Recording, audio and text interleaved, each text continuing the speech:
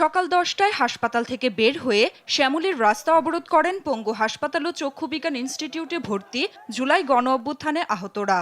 বন্ধ হয়ে যায় 3 পাশের যান চলাচল। গুলির আঘাতে পায়ে স্টিল পরা অবস্থায় সড়কে বসে পড়েন উন্নত চিকিৎসা আর পুনর্বাসনের দাবিতে। অভিযোগ, অভ্যুত্থানের 6 মাসেও পাননি আর্থিক সহায়তা। উন্নত চিকিৎসার নামে সময়ক্ষেপণের কারণে অনেকেই আর স্বাভাবিক জীবনে ফিরতে পারবে না বলে অভিযোগ তাদের। পুনর্বাসনের জন্য আমরা রাস্তা ব্লক করেছি, সেই জন্য সরকার জানি করে সবাইকে দেখতে আসে, এই কাজগুলো জানি করে। সুচিকিৎসা অনেকের হয় নাই, অনেকের বিদেশে বাড়ি পাঠানোর কথা, তাকে জানি দ্রুতভাবে সবাইকে বিদেশে বাড়িতে পাঠাও।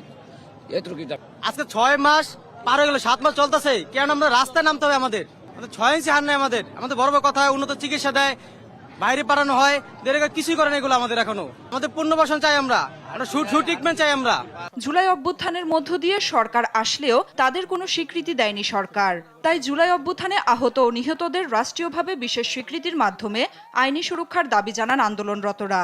আমাদের যেই সকল সম্মাননা, আমাদের সুচিকিৎসা, আমাদের স্বাস্থ্য কার্ড, আমাদের পুনর্বাসন এবং এই পুনর্বাসন এবং ক্যাটাগরি, যে ক্যাটাগরিটা করা হয়েছে এটা অত্যন্ত হাস্যকর। এই হাসপাতাল তো ওই হাসপাতাল, ওই হাসপাতাল তো ওই হাসপাতাল, খালি দৌড়াচ্ছি, এখন পর্যন্ত চিকিৎসা ঠিকভাবে পাচ্ছি না। আর 1 লাখ টাকা করে দিচ্ছে জুলাই ফাউন্ডেশনে। আমি নিজে 8 বার গেছি, 8